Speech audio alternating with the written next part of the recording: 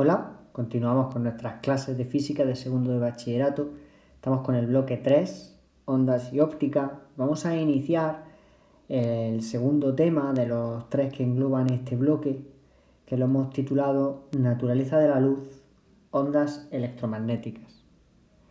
Este es un tema en el que vamos a conectar tanto con aspectos todavía ondulatorios y con algunas de las características y de los principios propios del análisis óptico. Lo que ocurre es que, como ya comentamos al inicio del bloque, lo que se habla generalmente en física como óptica, pues engloba un montón de aspectos que desde un punto de vista histórico han estado interconectados y que hasta la síntesis electromagnética en el siglo XIX pues no se vio la óptica como una parte del electromagnetismo.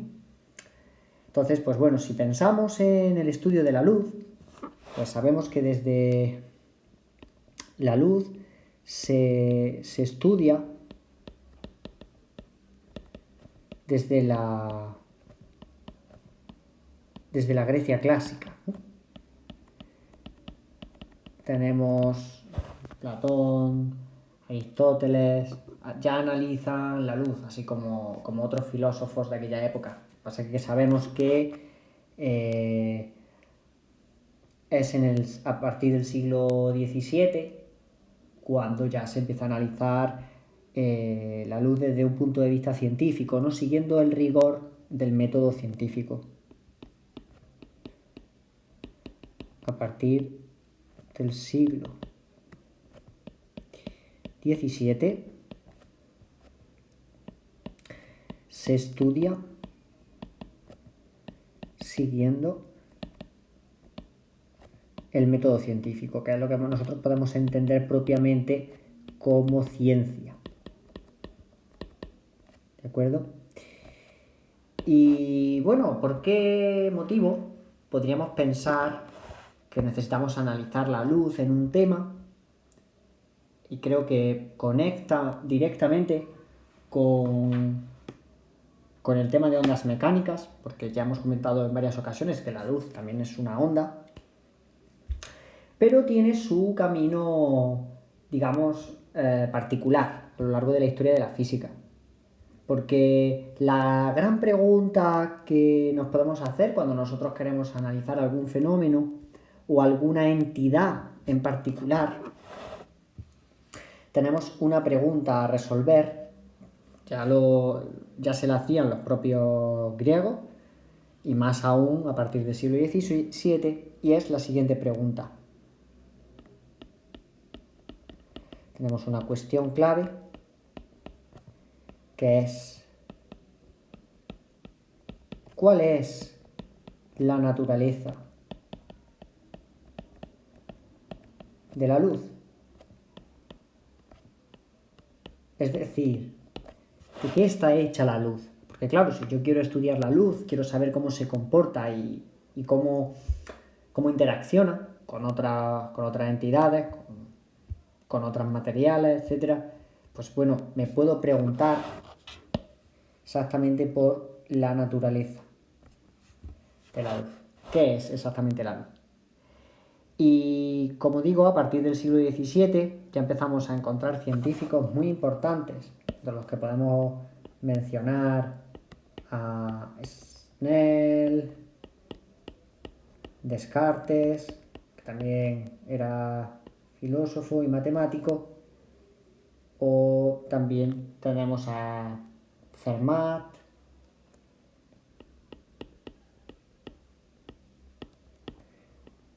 y muchos otros, ¿no?, que empezaron a analizar la luz desde el punto de vista científico, y se generó una especie de controversia en torno a la naturaleza de la luz, porque no estaba claro si la luz era una onda o la luz era un conjunto de partículas. Digamos que se crea a partir de la naturaleza de la luz, de esta cuestión clave, aparece lo que se conoce como la controversia en torno a la naturaleza de la luz.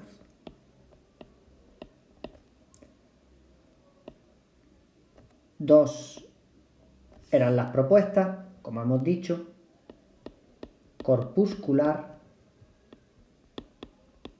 o ondulatoria. Es decir, la luz es una onda o la luz está formada por partículas. Entonces, esta controversia que podremos analizar con más detalle a partir de unos textos que colgaré en la página web. No nos vamos a centrar mucho en el vídeo porque por no estar comentando hay cientos de textos, cientos de libros donde se comenta esto. Básicamente hay dos grandes representantes en torno a esta controversia. Por un lado tenemos a Newton,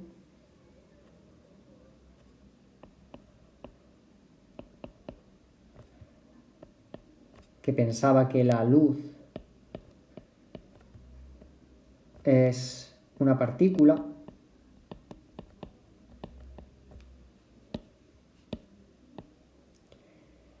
y por otro lado tenemos a Huygens, otro físico del siglo XVII y XVIII, que decía que la luz es una onda. Evidentemente, ambos llevaban y no llevaban razón. ¿Y cómo podíamos distinguir o diferenciar en qué llevaban y no razón? Pues a partir de los distintos experimentos que se iban desarrollando, pues había experimentos que corroboraban la teoría de que la luz es una partícula o un chorro de partículas, y había experimentos que defendían la teoría o el carácter ondulatorio de la luz. La cuestión, como digo, duró dos siglos, hasta que la síntesis, el siglo XIX, antes de la síntesis, durante el siglo XIX, los experimentos de Young, Fresnel y Foucault en torno a la interferencia de la luz, la polarización de la luz, la difracción, el estudio de la velocidad de la luz de los distintos medios, pues empezó a dar más peso al carácter ondulatorio, y fue ya la síntesis electromagnética llevada a cabo por Maxwell teóricamente y experimentalmente por Hertz los que terminaron por tumbar a los defensores de la teoría corpuscular.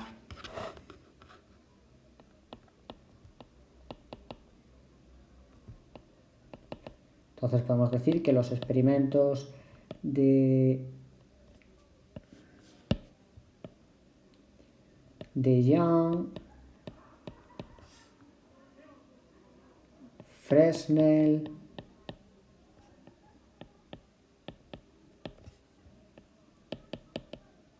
y Foucault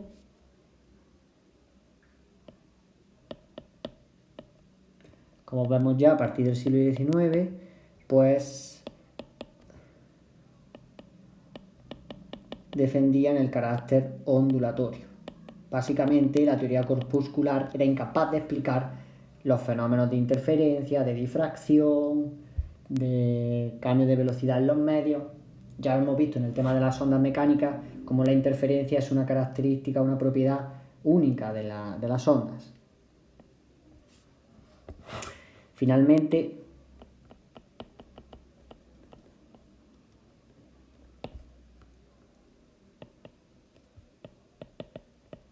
la síntesis electromagnética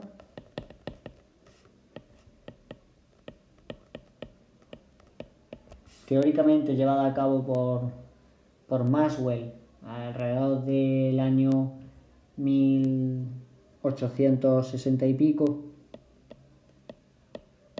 865.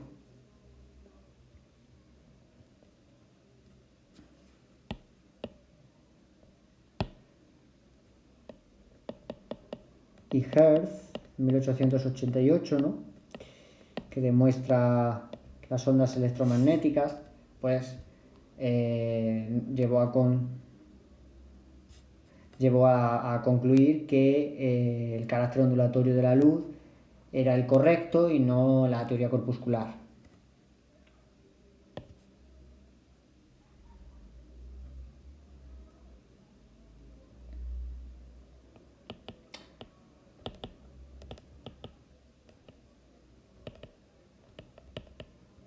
Terminó por afianzar el carácter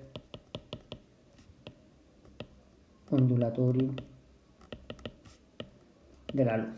No debemos olvidar que luego la física del siglo XX nos volverá a abrir el debate con la idea de los fotones, que al final descubriremos que hay una dualidad onda-partícula en torno a la luz y en torno a otras entidades. Pero bueno, ya hablaremos sobre este tema.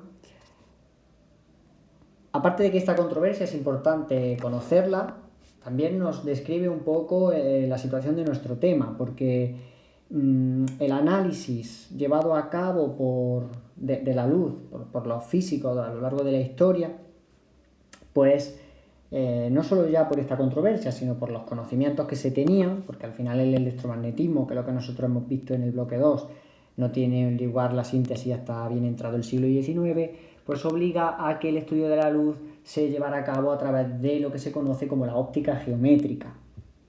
Digamos, el estudio de la luz utilizando métodos geométricos.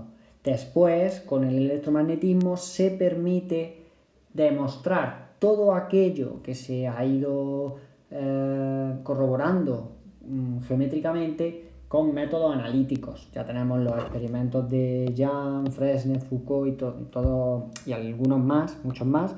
Ya se utilizaban ciertas herramientas matemáticas más complejas que el mero uso de la geometría plana, y por eso podemos distinguir entre una óptica geométrica y una óptica electromagnética, que ahora vamos a explicar las diferencias a grandes rasgos.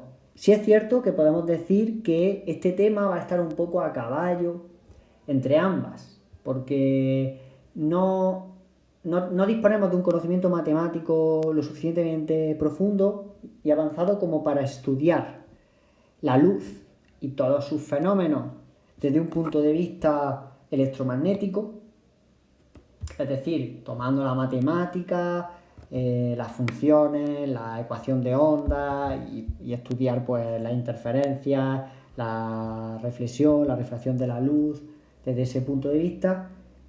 Entonces lo que vamos a hacer va a ser utilizar los métodos de la óptica geométrica y lo iremos intercalando con algunos aspectos de la óptica electromagnética que sí podemos analizar a este nivel.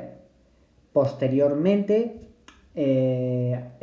haremos una extrapolación y descubriremos que la luz al final es un tipo de onda electromagnética, pero que disponemos de un gran espectro electromagnético donde se incluyen pues las ondas de radio, las ondas de microondas, por ejemplo, los rayos X, los infrarrojos y infinitud de tipos de ondas electromagnéticas con las que nos topamos diariamente y que constituyen lo que se conoce como el espectro electromagnético, y que todas ellas se comportan de una forma similar a cómo se comporta la luz, como una onda, lo que pasa que con unas características de energía y frecuencias diferentes. Luego ya las estudiaremos, ¿vale? Una vez que hayamos hecho ese análisis profundo de la luz y de la onda electromagnética, pues ya podremos pasar en el tema 3 a analizar en profundidad la óptica geométrica como tal. Aunque aquí, ya digo, vamos a echar mano de algunas propiedades y de algunos principios de la óptica geométrica, que explicaremos a su debido tiempo. ¿De acuerdo? Vamos a empezar distinguiendo entre óptica geométrica y óptica electromagnética.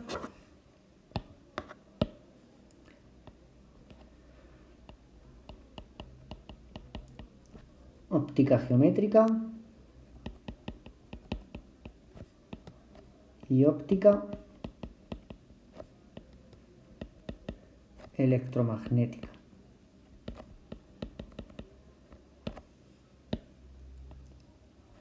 Pues bien, la óptica geométrica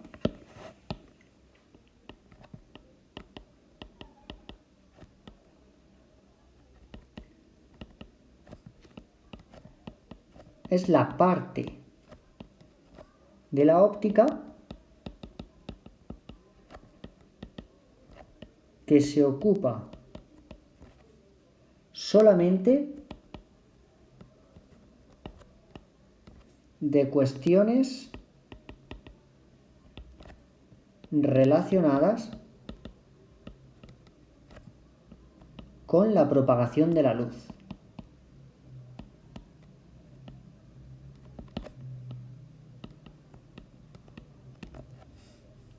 Sin atender a su naturaleza. Es decir, nos va a dar igual que la luz sea una onda o sea un corpúsculo, porque lo único que nos va a interesar es cómo se propaga, de qué forma lo hace, los distintos medios, las distintas situaciones.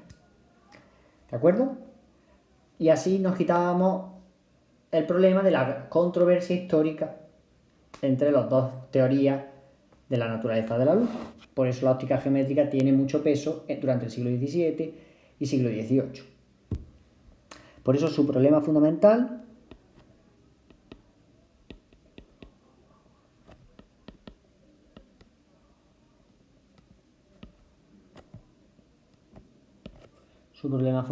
es determinar las trayectorias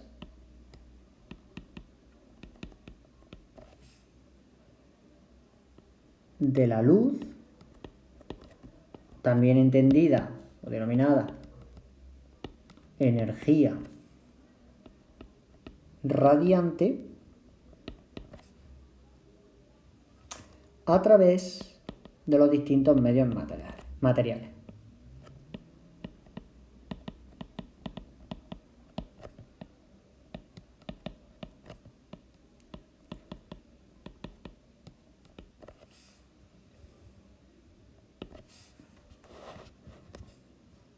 Se emplean medios geométricos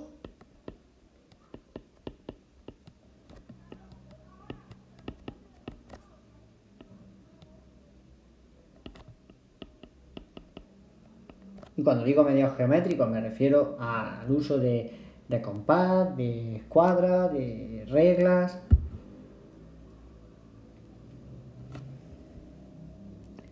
Y unos principios básicos que ahora después pues los vamos a enumerar.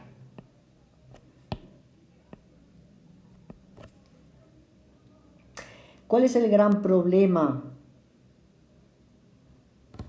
de la óptica geométrica? Es decir, ¿por qué la óptica geométrica no puede explicar todos los fenómenos relacionados con la luz o con la onda electromagnética? Pues básicamente porque al centrarse únicamente en aspectos geométricos, en el aspecto geométrico, utilizando unos principios básicos muy sencillos, deja de lado todo el carácter energético, todo el carácter dinámico. Por lo tanto, es una visión insuficiente de la luz.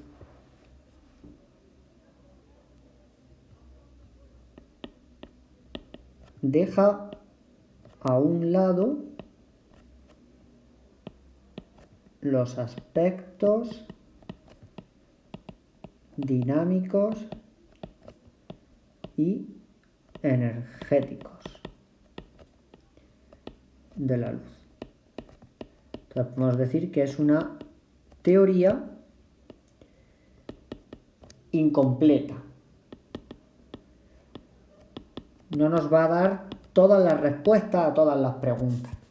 No obstante, es una teoría muy útil si se sigue utilizando para un montón de aspectos y de fenómenos.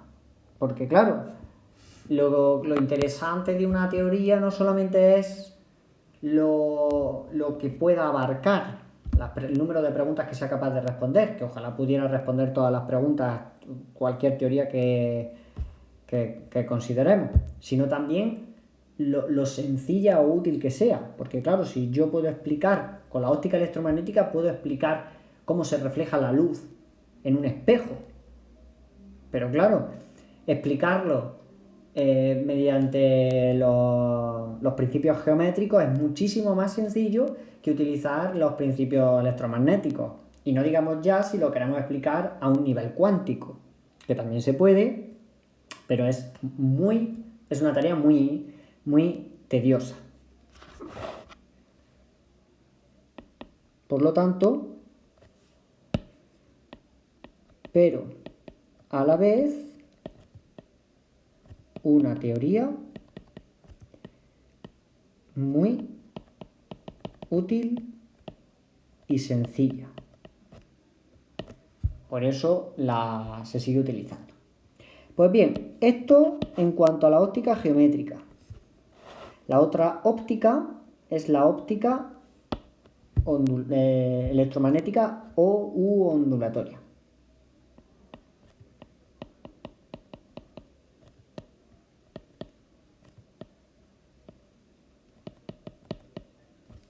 Electromagnética u ondulatoria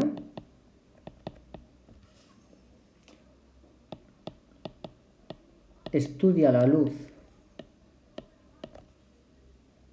sus propiedades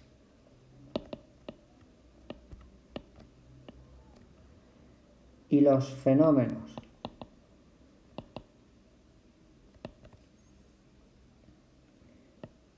en los que interviene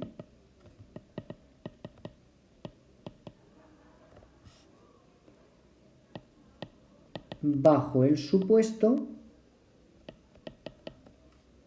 de que la luz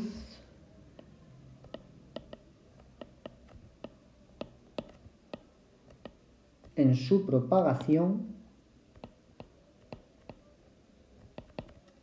obedece a las leyes generales del movimiento ondulatorio, que ya hemos estudiado.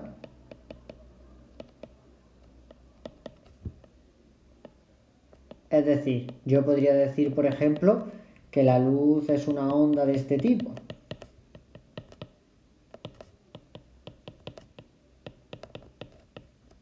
¿De acuerdo? Podría modelarla con esta ecuación y trabajar como hemos trabajado hasta ahora. Por eso lo que hasta ahora hemos visto de ondas, aunque nos hemos centrado en ondas mecánicas, en ondas que se propagan necesariamente a través de un medio, las ondas electromagnéticas que no necesitan de ningún medio también se pueden estudiar así. Evidentemente, para analizar la luz, normalmente se analiza con un poco más de complicación, pero que se podría utilizar esta ecuación perfectamente, redefiniendo un poco algunas variables. ¿De acuerdo? Igual, si digo la luz, me refiero también a cualquier onda del espectro electromagnético. ¿Vale?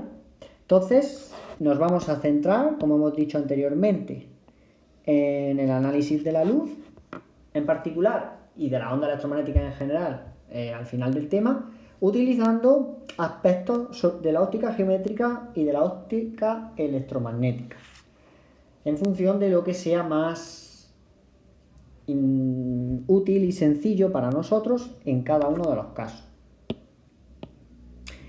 Vamos a pasar a analizar esos conceptos, esos principios básicos de la óptica geométrica, porque los vamos a utilizar al principio.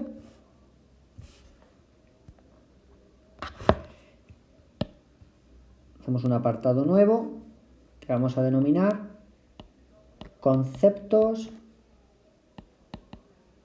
fundamentales de la óptica geométrica.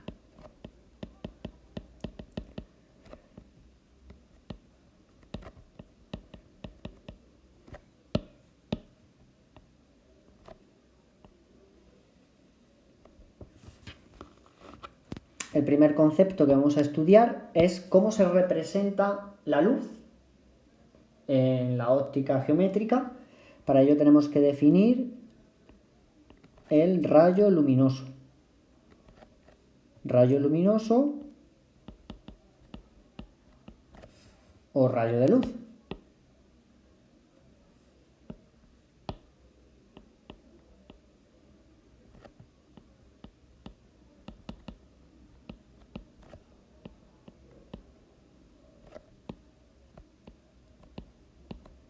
Se puede decir de las dos maneras, o simplemente rayo, ¿no? Muchas veces también ya por economizar el lenguaje, como sabemos de lo que estamos hablando, no estamos hablando de los rayos que caen en una tormenta, sino que hablamos de la luz, pues se utiliza el concepto de rayo directamente y sabemos a lo que nos estamos refiriendo.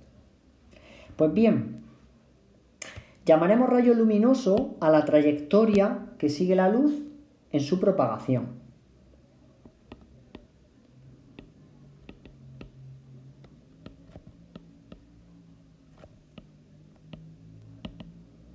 Denominamos rayo luminoso a la trayectoria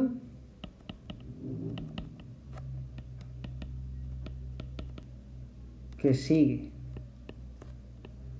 la luz en su propagación. ¿De acuerdo?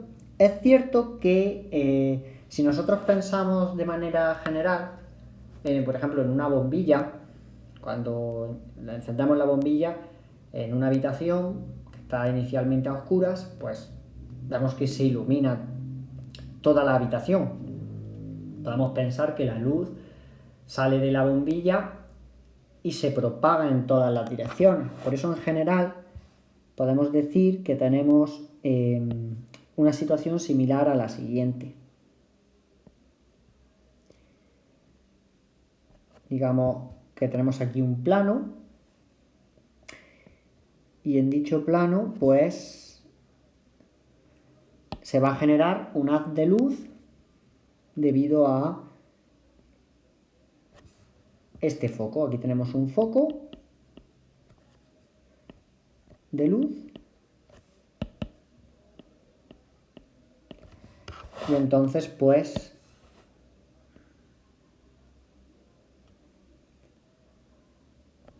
bueno, si nos sale, digamos que en general la luz se propaga de un punto, se va abriendo y forma lo que entendemos que es como un haz de luz, ¿no? Lo que pasa es que nosotros vamos a trabajar de una manera mucho más sencilla.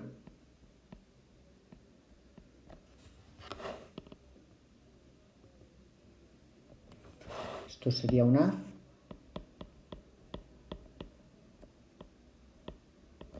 Y vamos a suponer que el foco de luz en principio está muy lejos, un foco luminoso que está muy lejos, y vamos a entender un rayo de luz únicamente a una de estas líneas que forman el haz de luz. Diremos que un rayo de luz es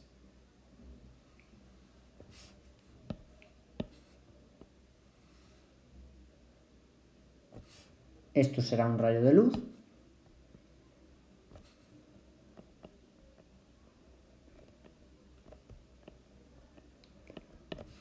Que como vemos pues se propaga en línea recta. Evidentemente esto es una abstracción porque la luz no es un rayo, no es una línea recta, pero para nosotros vamos a suponer que este haz de luz se hace tender todos los pequeños rayos que conforman el haz de luz, se hace tender a cero, la superficie sobre la que incide en el plano y forma un punto. ¿De acuerdo? Vamos a trabajar así con esta abstracción.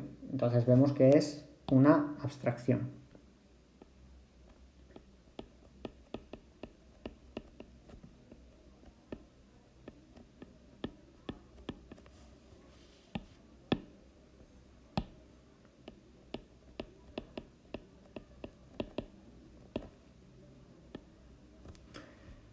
Muy bien.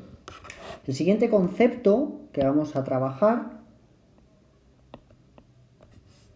se denomina índice de refracción.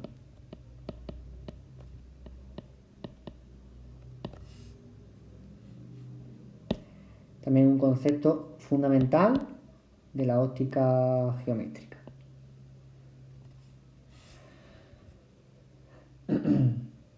La luz es una onda electromagnética y entonces se propaga en el vacío, no necesita de un medio para propagarse y lo hace con una velocidad constante.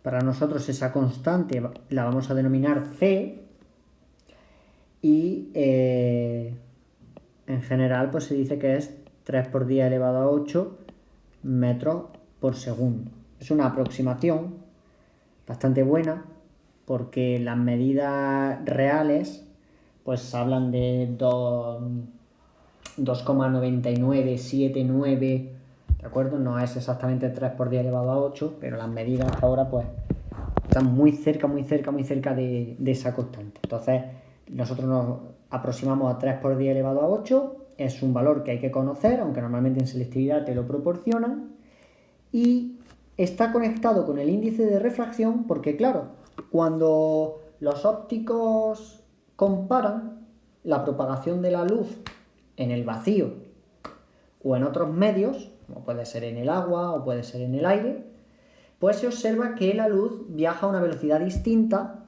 que a la que se propaga en el vacío.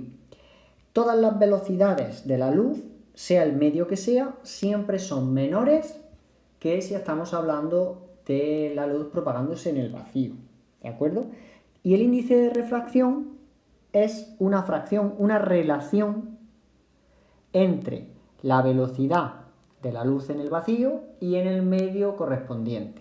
Por lo tanto, podemos decir que para cada medio, agua, aire, vidrio, lo que sea, hay un índice de refracción específico.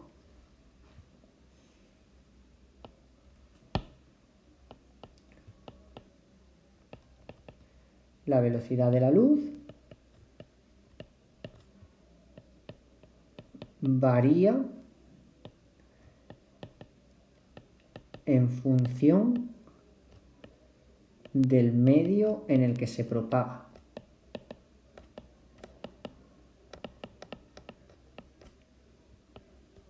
Y siempre es menor que en el vacío.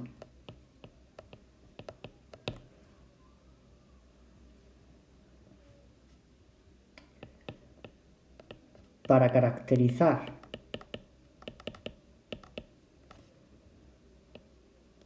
un medio de manera sencilla, el que queramos, agua, vidrio, aire,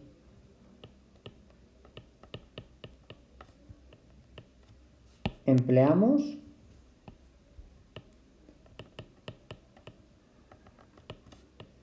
el índice de refracción.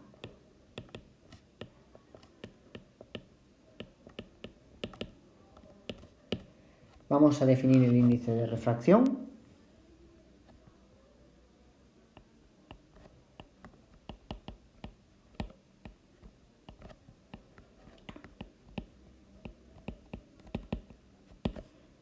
Que se representa con la letra N, es el cociente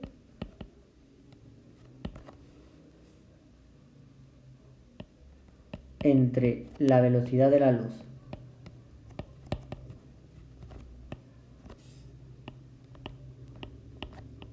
en el vacío y la velocidad de la luz en el medio en cuestión.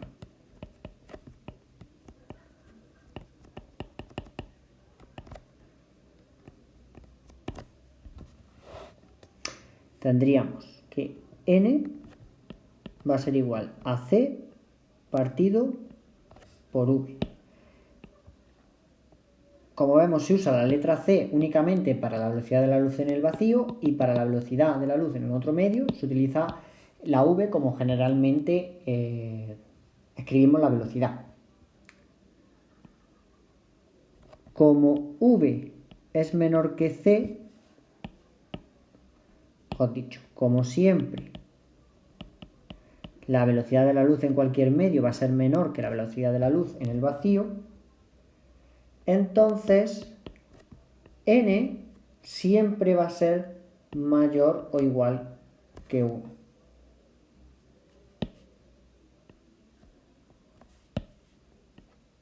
Esto es una relación muy importante y evidentemente n es igual a 1 en el vacío.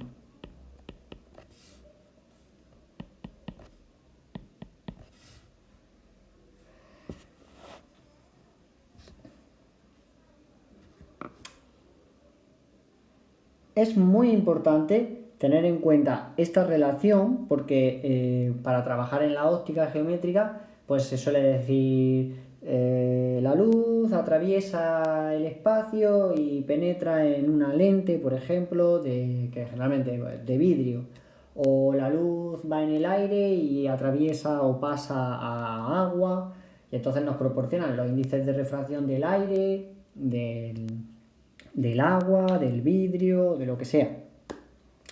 Y nos permite diferenciar los distintos medios en los que se va a propagar la luz. Y va a ser muy importante, ¿de acuerdo? Normalmente vamos a trabajar con medios homogéneos e isótropos, es decir, medios en los cuales el índice de refracción es constante independientemente del lugar, del punto del medio que cojamos o en las direcciones en las que se esté propagando la luz.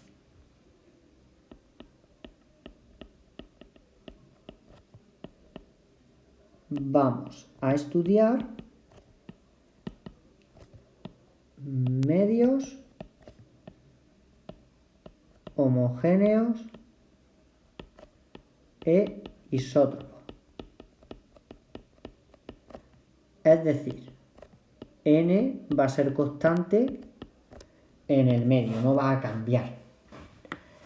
Un medio que es homogéneo, como digo, el índice de refracción es constante en cualquier punto. E isótropo si la luz, independientemente de por dónde se esté propagando, pues el índice de refracción también permanece constante. Si el medio es inhomogéneo, pues en función de los espacios, en las zonas del medio, pues lo mismo el índice de refracción varía. Un ejemplo de un medio que no es homogéneo es la atmósfera, que cuanto más nos aproximamos a la superficie, pues el índice de refracción va aumentando, digamos, porque claro, los espacios de la atmósfera más lejanos a la superficie de la Tierra hay menos aire y entonces la luz se propaga a mayor velocidad, entonces el índice de refracción va variando.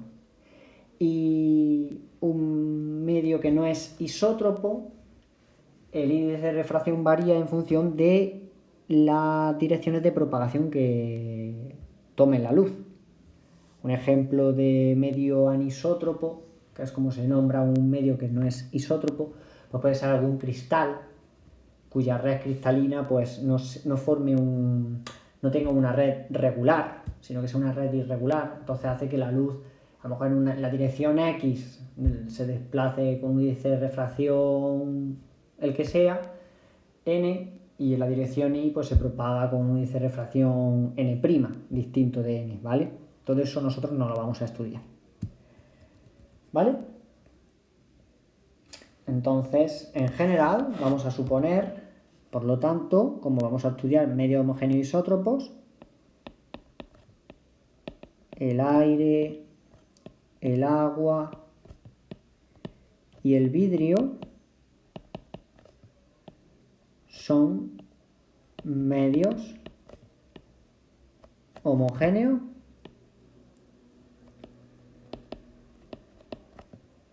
e isótropos. Suelen ser los tres medios característicos en los que nos proponen los problemas o los ejercicios, ¿vale? Y ya está. Pues bien, vamos a estudiar ahora, para terminar el vídeo, vamos a analizar, ya hemos visto dos conceptos fundamentales, el del rayo luminoso y del índice de refracción, y ahora vamos a ver las leyes de la óptica geométrica. Con estas leyes vamos a poder explicar los fenómenos fundamentales, y a partir de ellos vamos a poder desarrollar las explicaciones de los distintos fenómenos que se nos vayan presentando.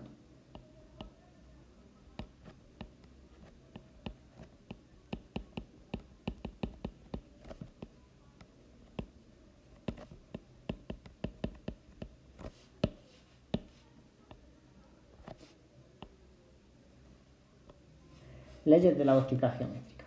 Bien, la primera ley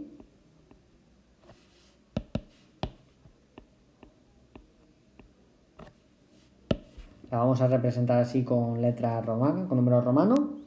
Dice que las trayectorias en los medios homogéneos e isótropos son rectilíneas. Luego los rayos de luz van a ser siempre líneas rectas. No vamos a considerar rayos curvos.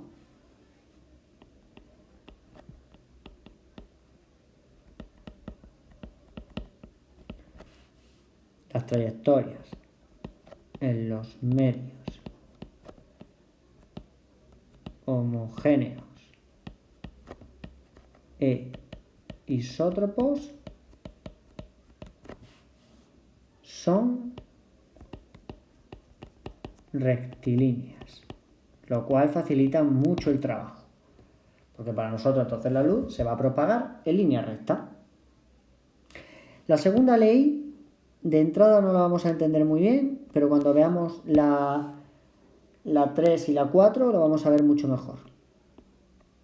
La segunda ley dice que el rayo de luz, el rayo incidente, el reflejado y el refractado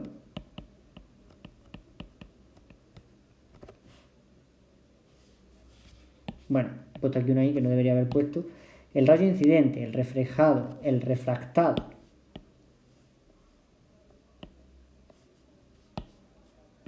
y la normal están en un mismo plano. Vamos a dejar eso ahora mismo sin explicar y lo vamos a comprender con la ley tercera y cuarta, como he dicho. Tercera ley. La tercera ley también tiene un nombre, que es la ley de la reflexión. Es decir, que un rayo de luz se refleja cuando llega a la superficie de separación que hay entre dos medios, como por ejemplo puede ser un espejo, un rayo de luz que va por el aire, alcanza el espejo, que es la superficie de separación de dos medios, el aire y el vidrio, y se refleja. ¿Qué quiere decir la ley de reflexión? Pues que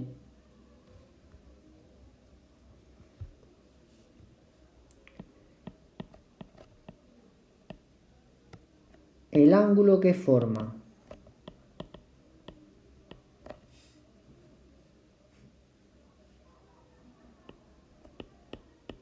el rayo incidente con la normal es equivalente o es igual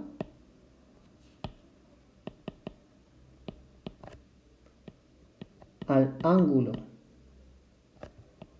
formado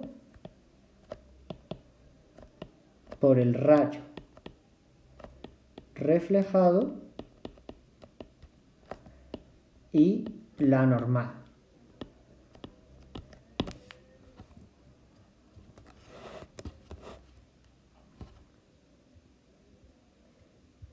Vamos a hacer un pequeño dibujo para comprender esto y también nos ayudará a entender la ley 2.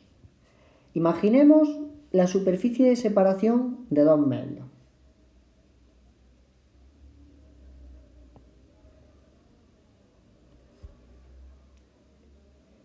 La normal, que aparece aquí el nombre tanto en la ley 2 como en la ley 3, es una línea recta perpendicular a la superficie de separación de dos medios.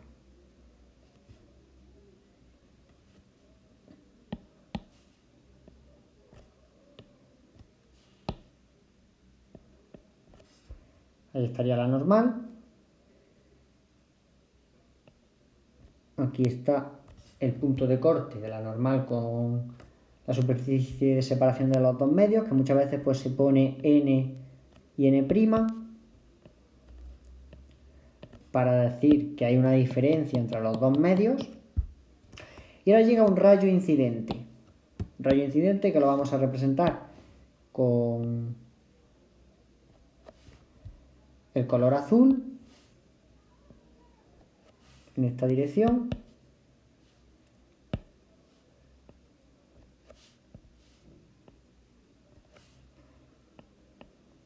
Rayo A. Pues ese rayo A está formando un ángulo con la normal.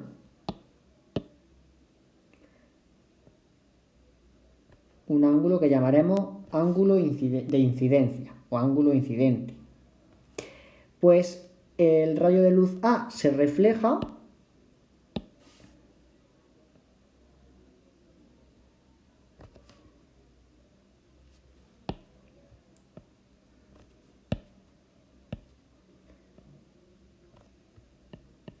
forma el ángulo, el rayo B, y hay un ángulo de reflexión, R. Pues la ley de la reflexión dice que I es igual a R. Y eso va a ser una constante. ¿De acuerdo? Es importante darse cuenta que se cumple también la ley 2. El rayo incidente, la normal y el rayo reflejado están en un mismo plano. Eso nos permite hacer los dibujos en el plano del papel. Si no estuvieran en el mismo plano, nos obligaría a hacer los dibujos en perspectiva. Pero se puede suponer perfectamente que todas estas rectas están en el plano del papel sin miedo a equivocarse o a cometer errores de interpretación. ¿De acuerdo? Básicamente, la ley de la reflexión. Ejemplo típico, un espejo. Hay dos tipos de reflexión. Está lo que se conoce como la reflexión especular o regular. Vamos a hacer aquí un pequeño dibujito para que lo veamos, que es cuando los rayos de luz, pues, imaginemos distintos rayos de luz que llegan paralelos a la superficie de separación de los dos medios y su reflexión, los rayos reflejados siguen siendo paralelos entre sí. Entonces aquí estamos hablando de una reflexión regular o especular.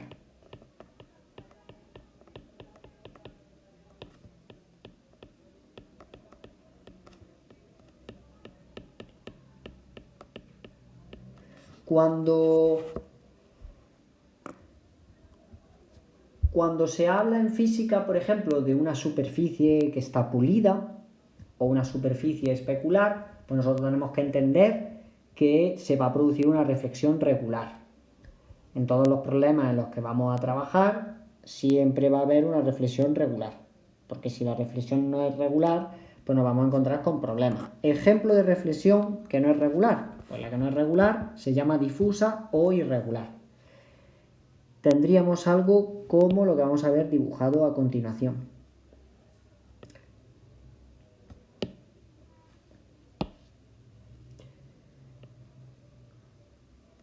generalmente se representa como un medio con irregularidades, y entonces los rayos incidentes pues llegan de nuevo paralelos, evidentemente provienen del mismo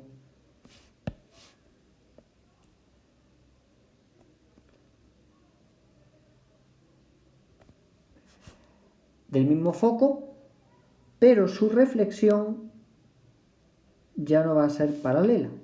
Vamos a tener situaciones dispares.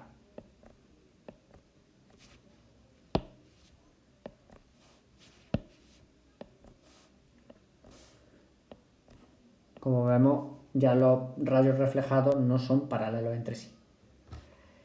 Le vamos a llamar reflexión difusa o irregular. Claro, ¿se cumple el principio, la ley de reflexión? Pues sí, sí se cumple. Lo que pasa es que, bueno, aquí el dibujo se dibuja así, no se dibuja una línea recta, la superficie de separación, para indicar que es una superficie irregular. Y entonces, claro, aunque los rayos vengan paralelos, van a incidir sobre espacios y zonas que implican que la normal no sea igual, equivalente y paralela en todos los casos. Entonces la ley de la reflexión se sigue cumpliendo, pero debido a las irregularidades de la superficie de separación de los medios, pues se produce la reflexión difusa. ¿Vale? Bien, vamos a ver la cuarta ley, que también es muy importante.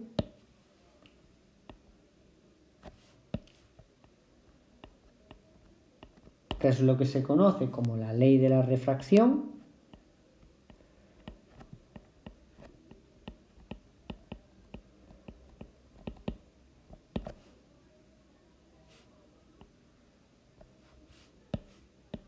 O también se le llama ley de Snell, en honor al físico Snell que la describió alrededor del año 1621.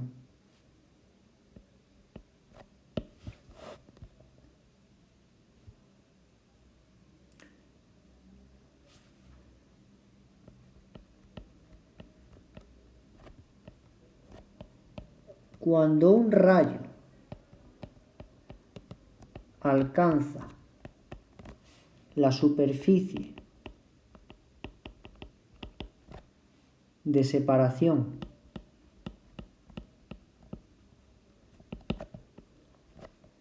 de dos medios y pasa de uno a otro, es decir, atraviesa dicha superficie de separación, se produce un cambio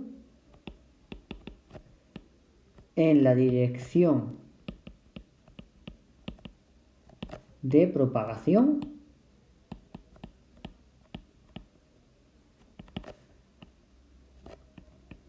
del rayo en función de los índices de refracción n y n' y los ángulos de incidencia y refracción.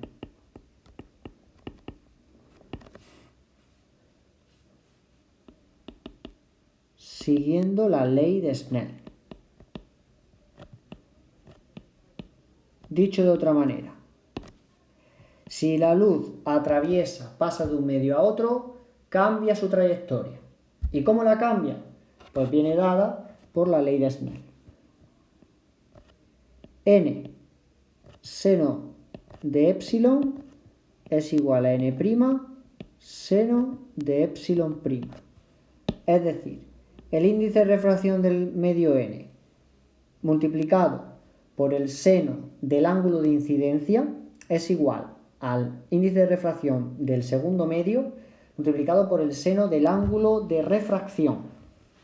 Si hacemos un dibujo como antes, tendríamos nuestra superficie de separación de los dos medios, nuestra normal, que es la perpendicular,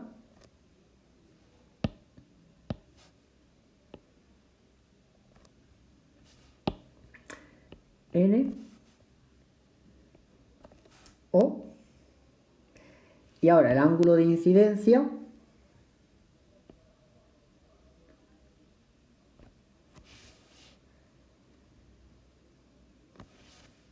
el rayo incidente con su ángulo de incidencia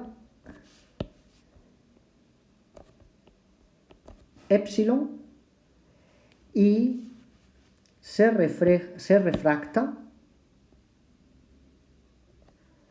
y como podemos comprobar cambia de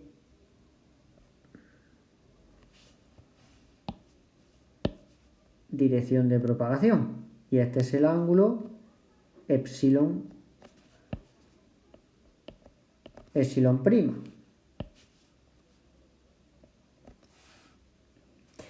Y tenemos dos medios, n y n'.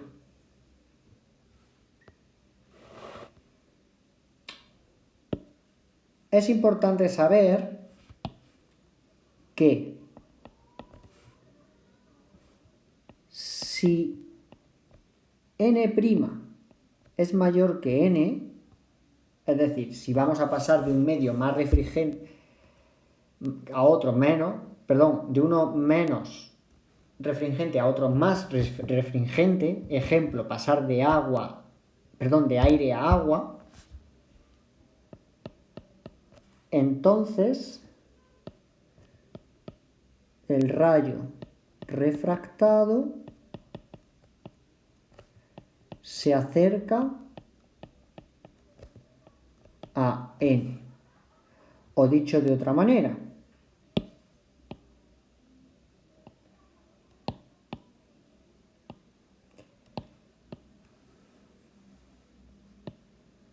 epsilon prima es menor que epsilon. Y al contrario, si n es mayor que n', entonces el rayo refractado se aleja de n. Epsilon prima es mayor que epsilon. Eso se puede demostrar fácilmente dando datos y valores a la ecuación de la ley de Snell. ¿De acuerdo?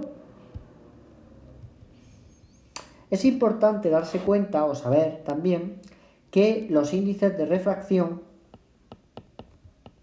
dependen de la longitud de onda. ¿De acuerdo? Recordemos que habíamos visto en el tema anterior que la velocidad de propagación se podía calcular como el producto de la longitud de onda por la frecuencia de la onda.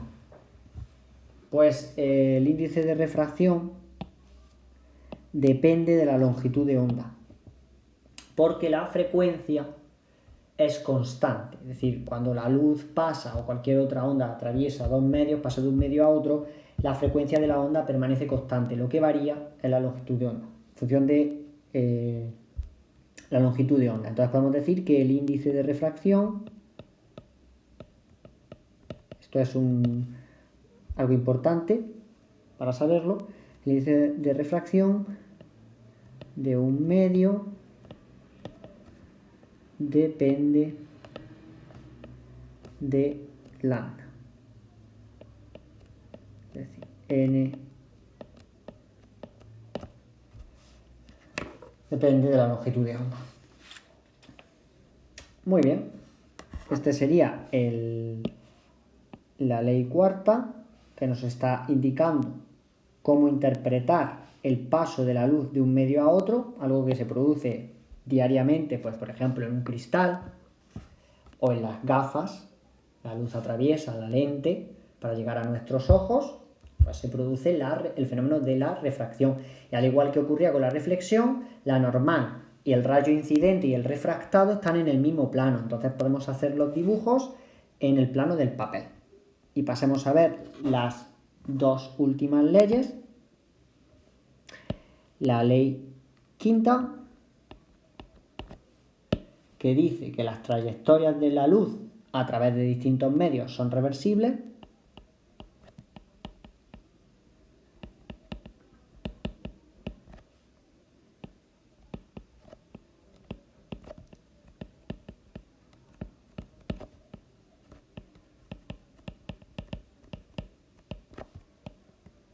Medios son reversibles. Es decir, que si la luz realiza un movimiento, una trayectoria para ir de un punto A a un punto B, si la luz volviera al punto A, lo haría siguiendo la misma trayectoria. ¿De acuerdo? Podemos ir en un sentido o en otro, la luz, a través de los rayos.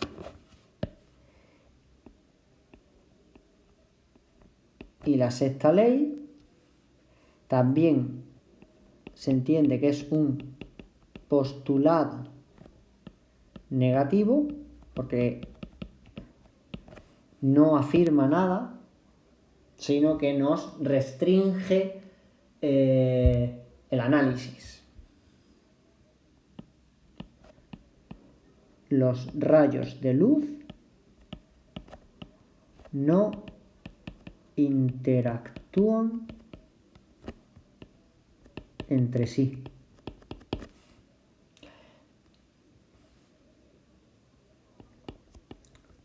Lo cual equivale a ignorar el carácter ondulatorio. Pues bien, con esto terminamos la última ley. Ya tenemos aquí reducidas todas las leyes de la óptica geométrica y que a partir de ellas podemos desarrollar los distintos fenómenos que vamos a analizar en este tema. Veremos que hay algunos que sobrepasan estas leyes. Necesitamos utilizar el aspecto dinámico, el carácter ondulatorio, en definitiva, de la luz o de la onda electromagnética, y entonces para ello utilizaremos algunos aspectos, como hemos dicho ya anteriormente, de la óptica